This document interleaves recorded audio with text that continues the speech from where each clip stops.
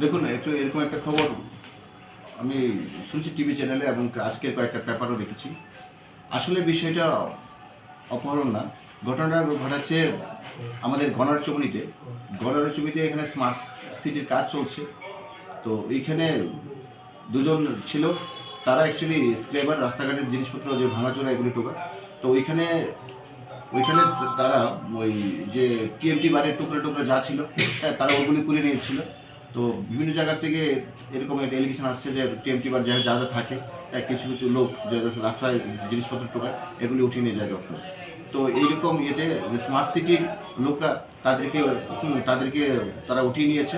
হ্যাঁ, পরে আমাদেরকে যে খবর খবর এসছে, তো আমরা তাদেরকে নিয়ে এসেছি। বেসিক্যালি এটা একটা চুরির এলিগেশন এবং তাদেরকে সাথে সাথে আমরা গ্রেপ্তার করে নিয়ে এসেছি। তাদেরকে আমরা চুরির কেসের ইনকোয়ারি করছি এবং তাদেরকে আমরা কোর্টে প্রোডাক্ট করবো।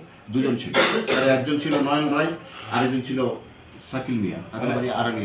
তারা চুর মানে না না, কোনো এই বিষয়টা কোনো অপহরণের বিষয় ছিল না। তারা থেকে ধরা পড়েছে। হ্যাঁ, তারা ওই রাস্তাঘাট থেকে জিনিস টোকায়, টিএমটি বার রড গেছে, স্মার্ট সিটি রড, হ্যাঁ, তারা করেছিল। তো সেই হিসেবে স্মার্ট সিটি তারা একটা এলিগেশন। তারা তাহলে একজন চোরকে নিয়ে যাচ্ছিল। তারা অ্যাকচুয়ালি চোরকে উঠিয়েছিল। তারা কি স্মার্ট সিটির লোক ছিল? তারা স্মার্ট সিটি, তো তারা স্মার্ট সিটির পরে আমাদের কাছে খবর দিয়েছে যে এরকম, তবে আমরা ওদেরকে গ্রেপ্তার করে নিয়ে এসেছি। বিষয়টা অপহরণের বিষয়।